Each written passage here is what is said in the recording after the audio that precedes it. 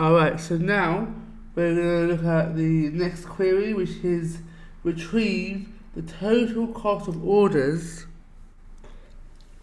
for each customer by multiplying quantity and price.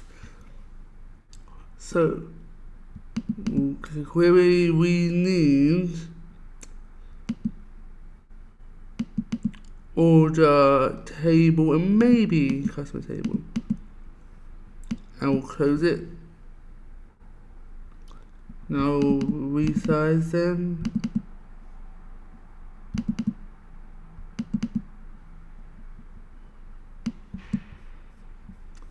Okay.